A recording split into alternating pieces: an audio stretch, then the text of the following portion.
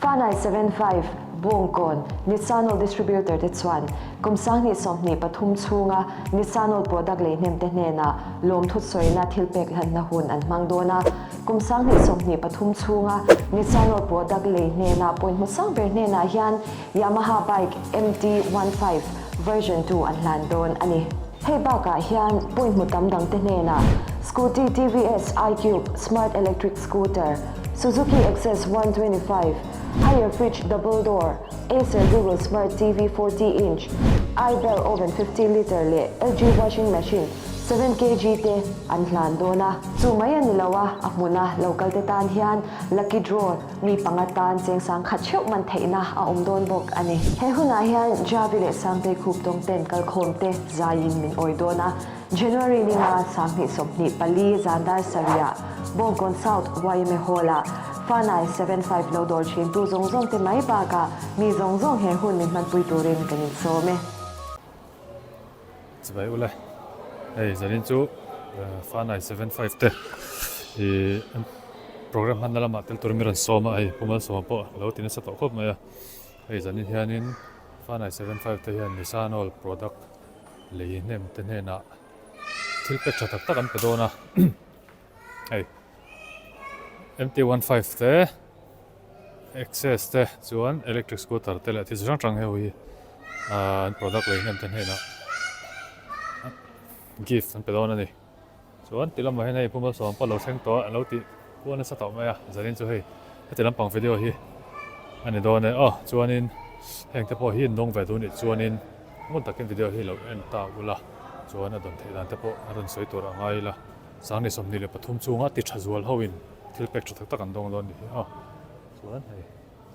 min thlang no to ta hian zanina Bongkon South Waime Hall lama hian program kan mang ngồi lom khop maya iQube te Access te MT15 te chuan hei washing machine te teng te po hi ya an sem vector mi teng hi kaya te washing machine te hei teng te po ni vek heng te hi ndong ve do ni chuanin hei kina adon dan te pon don soyang pon takin video hi lo enula Maruati ka pula ma chuan Fanai 75 lampang atangin chuanin Fanai 75 engen ni chia chuan Nissanol hi enge an nia chuan hetiang don tur te hi engtia don thei nge ti vel te kha toy te min shil fialak sela thange Fanai 75 hi two-wheeler spare part le accessories kan zora chuanin khang two-wheeler spare part le accessories vel kha thingtlang hun chang le ezol khuchunga khanin wholesale in kan pechua ka chuanin zanina kan local khom chan chu he Nissanol hi oil company ni ta India company ni ta chuanin Nissanol chuanin khami engine oil two-wheeler engine oil le four wheel ang zongzong kha omveka chuanin .3 .4 coolant duty grease ti te chuanin khang ang zongzong kha Nissanol hi chuanin product an nei vika product hi an nei chikim emema chuan hei zan ina kan hmuwa Yamaha MT bike te Access Suzuki Access TVS iQube electric scooter te kan hmuwa heng thil sang le khu fridge double door te washing machine te oven te LED TV ang chi zongzong te hi zanina kan sem chha tur ani ta heng hi Nissanol product mindor tu te ta na enge kan siam ani ta heng anga hianin engine oil sang khami Nissanol product mindor khanin point hi kan khol sak zel ta khang point kan khol sak achanga heng ho hi entirnanin fridge dong tur chuanin points ti za chu musela ti khan kan fix ta chuanin ti khan point khan niam te changin kan chanta car don theina thleng khanin na omta chung ang ho chu lomman don theina ang kha chu ni ta chuan kumin chunga tan bi ka chuanin hei Yamaha MT hi point musang ber ina adon tur ani ta anexa chuanin heng Suzuki Access le TVS iQube electric scooter hi annex tena andon tur ani le ta tin aniam chumi aya Nuaih shet ho khanin LED TV le fridge double door ti te khan ni le ta chuan ti khan anyam ber thleng khanin ti khana omta point hi sangthum achangin kanchana sangthum achangin kan fix chana chuanin car don theina thleng khan ti khan Nuaih ni thleng khanin a omta kumin bi ka hi chuanin hemi Yamaha MT hi asang ber tur angkha ani chu chuan kumin sang ni som ni le pali a hianin khang don thei sang ho kha kan na ti zel dona enge heng bike ti te le thil sang thil chatak tak kha tuna kan sem ang lo deuh te po thil chatak tak te po da thar zel kan tuma min lo dor cheu tur pon ka som chewa he video mu a lo ngai tha zong in om chanin min lo dor chewa heng thil hu tak te hi rondong vengi turin kan du sak bok cheu ne chuan Fanai 75 hi Ramhlun Road Chaltang Liliveng hianin a oma Bongkon South YMA Hall opposite hianin door pakhat zo ka oma chuan Bongkon Bazaar venga Honda Big Wings Nuaih bera khwanin kan wholesale na hmun le enge akim achang tlung zo ka parts te kan kol na hmun kha a ombokani kha chen sa khat man thei le turania chuwang chuan an hun hleng me a mel anga engot chi kha ani lawa lo bum charan ra ni la ole he zanina athia chwaina in Fanai 75 Stellar Achievers of 2023 min man pui tura local khom zong te in zawagin Fanai 75 ai o in kalo lom chewa chibai chaber kalo pu cheu ani kan sha cheu angin he tuna stage te stage malama te kan huang yan fridge te washing machine te bike scooter te he kan mo ang hianin zanina hian he nga kan ma zong hi sem chwa na hun man ani dona zanina hian hun rei kan hong don lawa zai thiam tak te ne hun limom tak kan man dona wangin atop thlenga min tel pui turin kan so kan bot cheu ani Fanai 75 hi kumsang ni som pasari achangkan bul chat toni in kumsang ni som pakwa kumsang ni som parian achangkan an customer ti chhazwa dene na hityang ang thin pe klan na giveaway ti tamela hityang ang hi an dong mang to china ni kumsang ni som ni pat ni kumsang ni som ni pat humachangkanin hola jangyan man chau chan anita tu kumayan avoy ni na hola tana ne atsu avoy ni na kumsang ni som ni pali January ninga akan hanle ho thia chuwang chuanin Fanai 75 hi zanina local khom te mai ni lo lekin lama YouTube lama te TV lama te min lo thir pu te po ina min lo dora min lo ngai kan sak cheu turin kan han so kan buk cheu ani ole dona chuan kan hun ser bun min chan sak turin Fanai 75 nei tu pa pu ju sen kan dal na ka pa pu le zuiliana kan so me Zanina local form dong song te lim tak kan man kheu te na turin thar sibai abu kheu cheu sa member som thum le pasari na sam som pamana prama som pasari na som kian pathian tu lo mai tharu ole dona chuan thu toy soina me nei sakturin Fanai 75 nei tu pa pu Joseph Fanai ra kan so me kutil lo beng ve te ka ring ani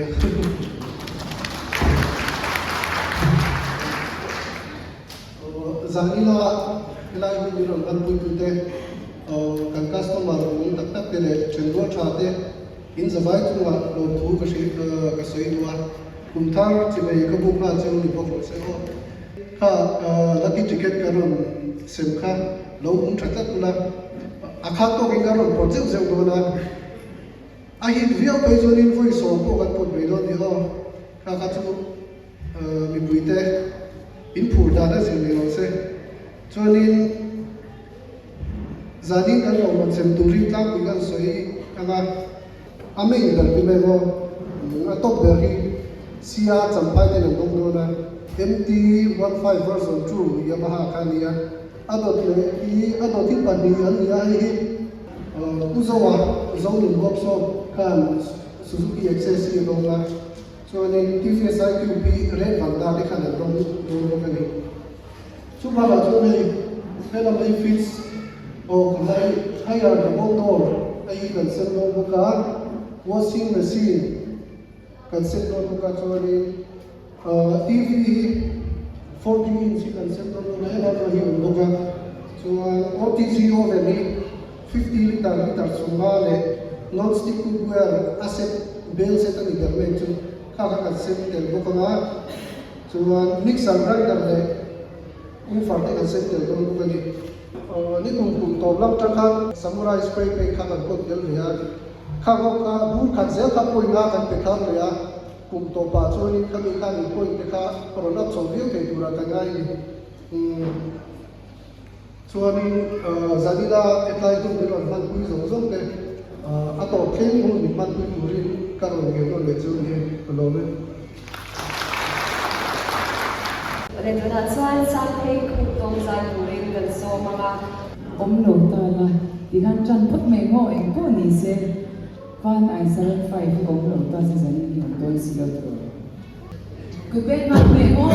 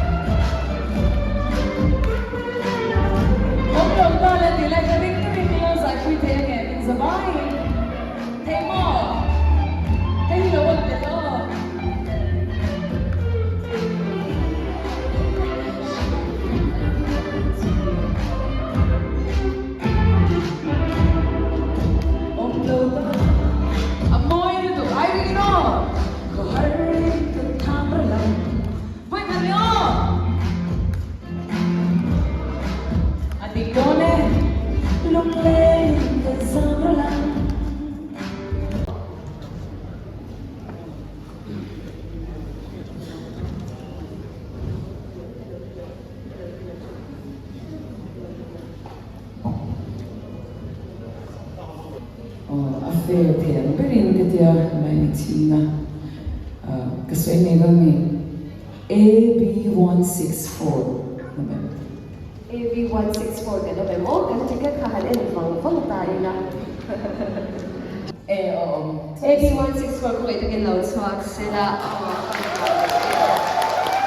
Lapin ka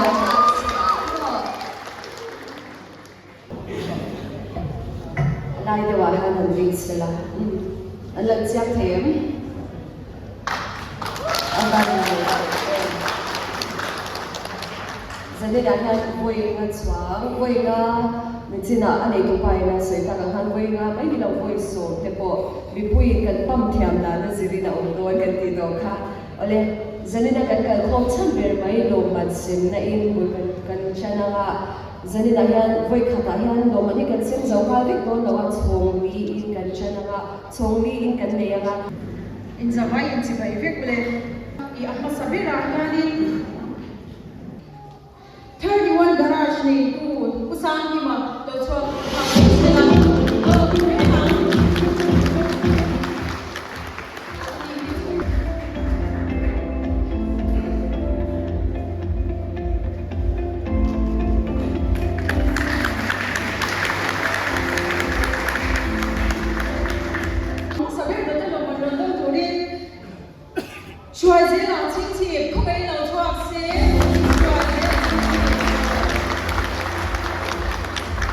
Choisir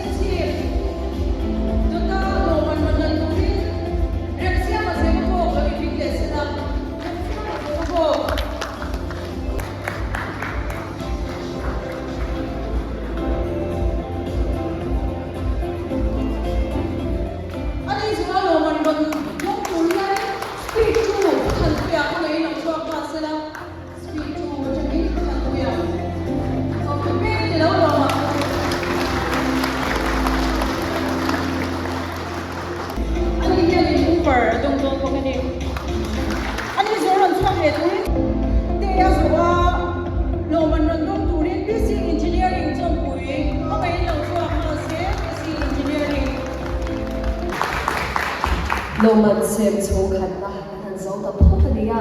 ti khat chuanin amma ai kan thom te po aring chhedeu to tura ngai la tero le chawi sai tori kan so manga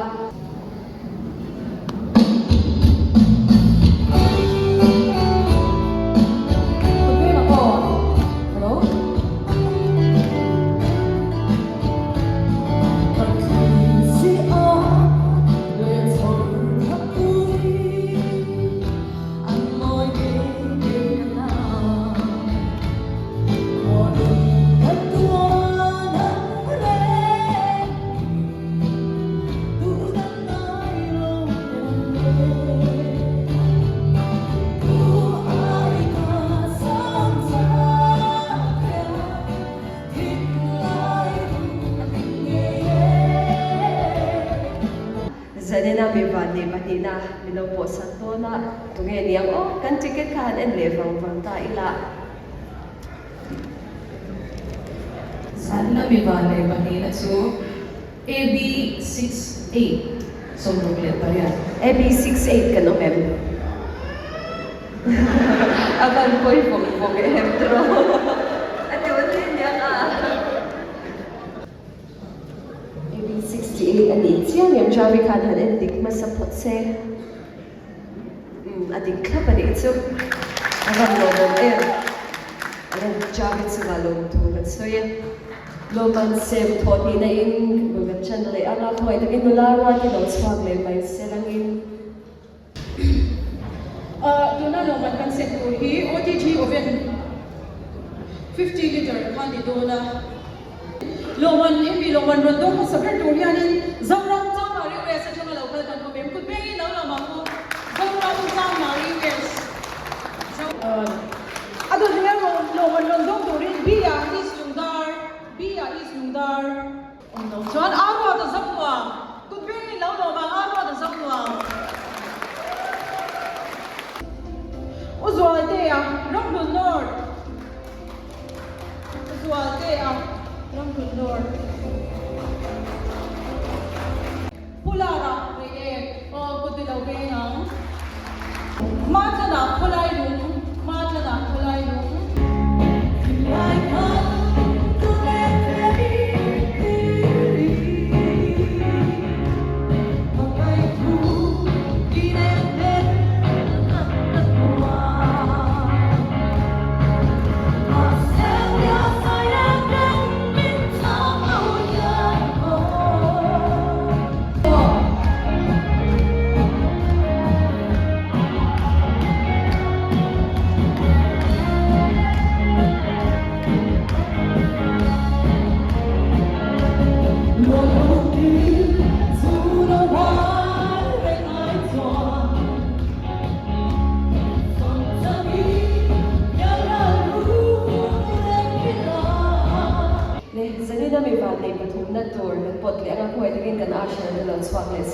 Kami bin po sa Korean, dan singahan YouTuber ako na umakway din lang sa mga sila. Ani yan pakalmin po sa kala.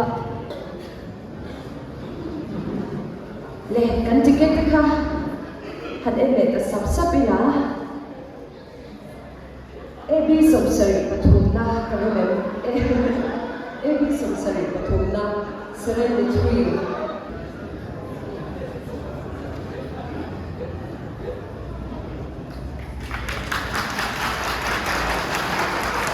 Awalan sumada yung matulog sumalong tuman sulit.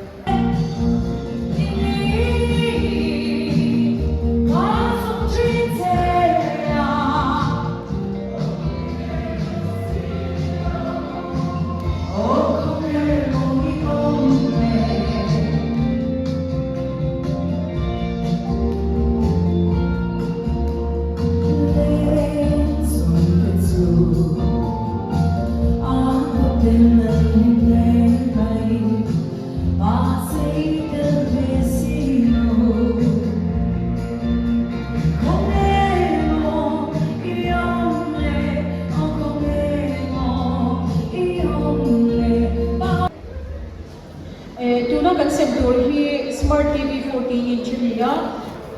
Ang masagara, loman rondong turin, Royal Custom, Upper Republic. Oh, galing kung ay tagin kung very low,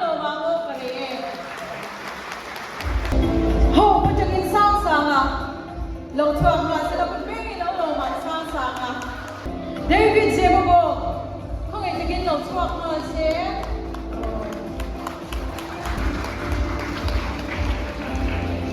Federasi Pier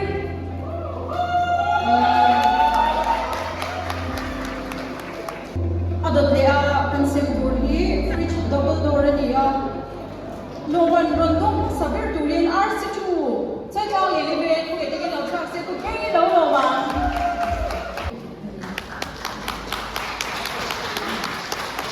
Bernard acha lo bal kan ko be o Dinter Bernard Dinter Juliana ZL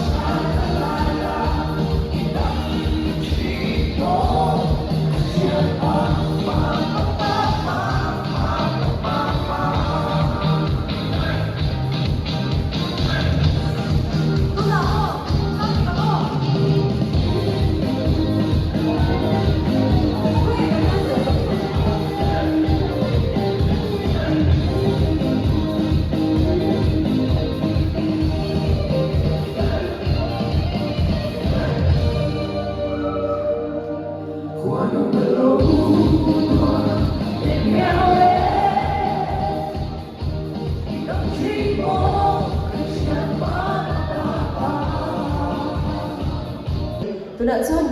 lucky raffle pahnih min pawh sak turin pumal sawma kan sawma nga khuai takin lo chuak sela ani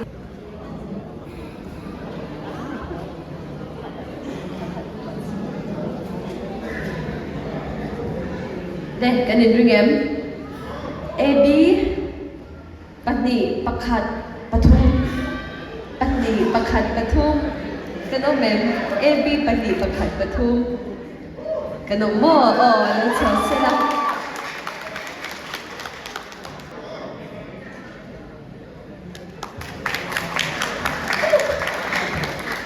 Aban siya adang pakadya ng tiriang.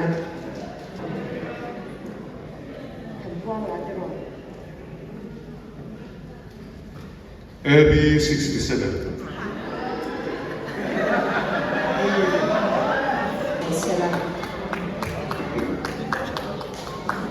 Anh làm thì lòng và lòng anh nói à được yang lòng dạ vẫn rất là nghe anh vẫn vào để em cho nên là hai bị đóng vào để bằng anh khá program tốt là bạn anh thì để đó là đi cái scooty cái xem là mình đang để đó là mình xem sắc turin nó là qua thì khá mình sau lại mấy sẽ là anh đi mình lòng cái xoay lại mấy đó là đi tuna lom man kan se tu ki kan ho sina so ya khan ni se cha kan ta ho pathum phian ni a heng lom man te min sem sak tur hianin Fanai 75 nei tu pa pu ju se fa khongai takin stage a hian lo ka se ko begi lo lo be re te lo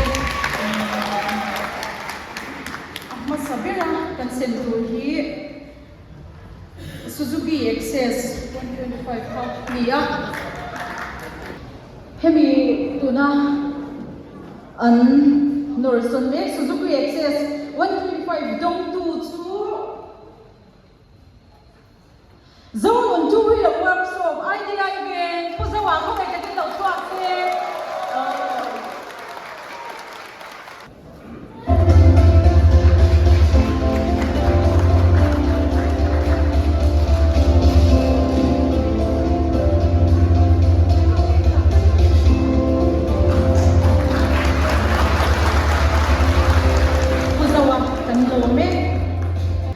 adot lea kan sentur hi committee mi tom sai sing sakle sila TVS IQ electric scooter nia he TVS IQ electric scooter dong tu chu PFC Dorbu West Red Bandana di ba kung ay naging lang suwag si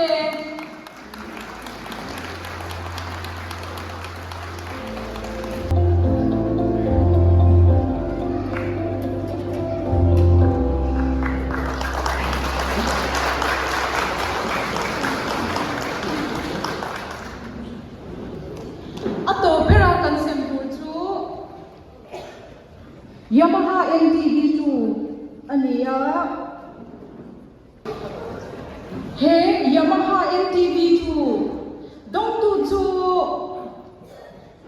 CR chồng phai cái sao đây thế không phải cái lần chung qua những sinh sản nhà lộc thầu xe ăn chung qua khăn là lộc thầu dùng chung mà sinh sản nhà lộc thầu xe lắm anh đi nhà đi cùng là mặc anh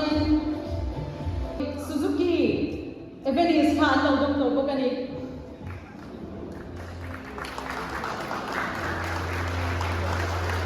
CR sampai yang kami ini an cuma dia kan non tak sejata kami nak jualin an ni point an musang bera nak kumin kum thara jualin car dan an cuma hei jangan kum kok mai kan lo me khang zani na kan lo man sem khei te chu ani ige ka pui tu dang chung chang nga te shat bel du le zo bel du nei ka chuan in staff ti hau ni na le kan vai ni na khan in min zot vek theyang shat chian du nei ko khan in azok fia the vek ani ti khan soi bok ani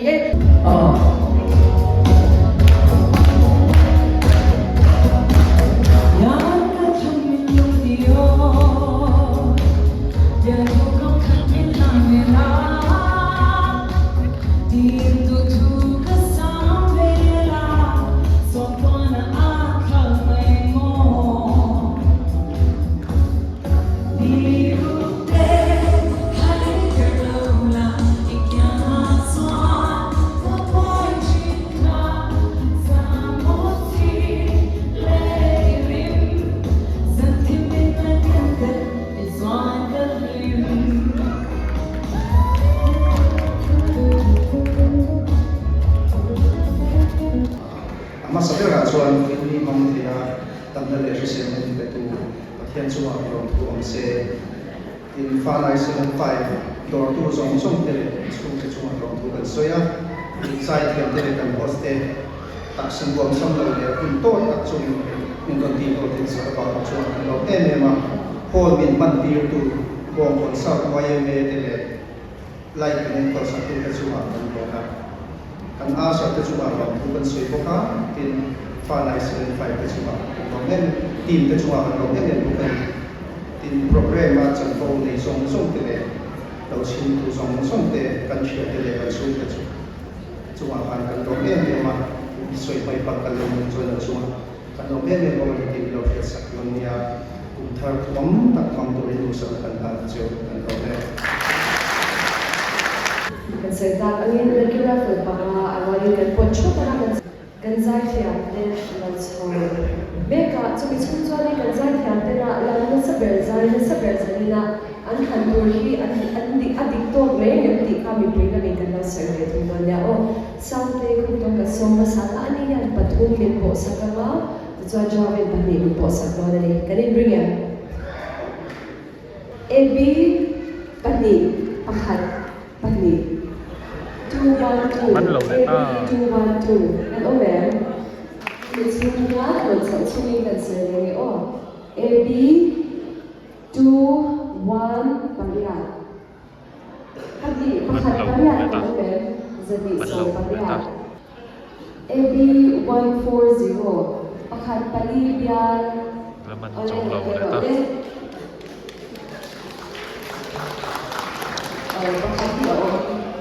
pahat lo bangin pahat pon mo yan Nuaih man sungin. AB pakhat pati pakhat 121. Laman chuak lo le ta. Jangan lanjutkan yang baik.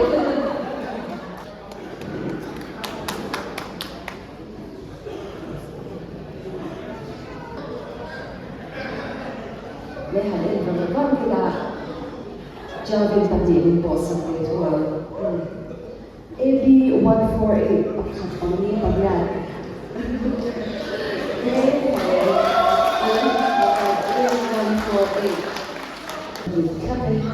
Le ano number so about tayo. Kasi kita hadin bang kung tiyan. Ebin sulit po maya. Ato pa pagmili. Ato pa pasali o maatira pagmiyon. Nilaw ulit ta. Pali 247 pali pasali ko men. Nakalole. Dati ko po din 247. Di kap na good na ito din ang so zalina kanloman kansemata na number to zalina zali saber le lam na saber kan zali ang dipani nilo kan saktayo lam na saber le zali saber kan tiya kan pakhadzo pipin lam na saber kung mo ito nilo swam na nito na kan ko so ay hindi na lo sa roller stage ha.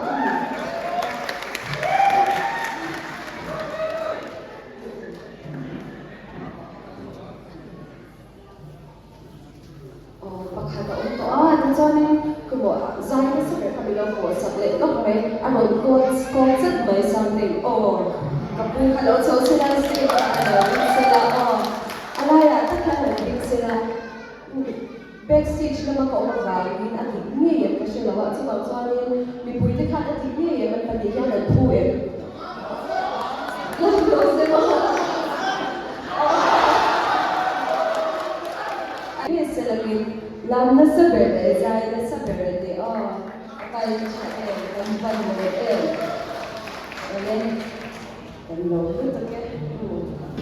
Hello, ito so zalina daw nung lalman so zalina na naman ko so hindi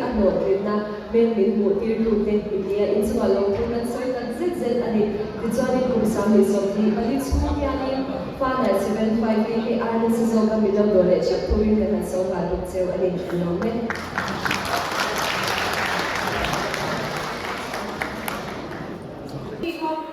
Hi zalina an sem chu khani ta zalina thil sem ringot poka cheng loi tam man ani a dong ve du chuan in Fanai 75 te lo contact ta ola contact number te hi karon tar lang nga description in lo en boko nga mo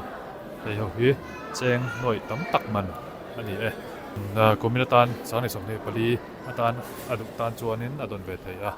chu wangin thra cheng du tan chuan Fanai 75 te lo contact don ne Hei MT15 dong tu te khan ni champai lampang chuanin hetilai hianin scooter boka scooter hi dong tu pan ni lama pakhat pe chu commercial school which in FC ate me nge red vanda ni chu dong pu yo kop mai hey an la zin noi me an thil don ho an la khom vel me kan hi an thil sem suar wat po hi tam kham khop mai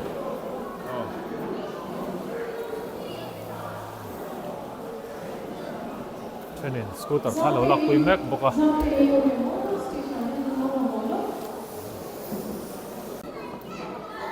tikhan zanita na video chu pakhat ila thang next video tam chuan kan chu don dia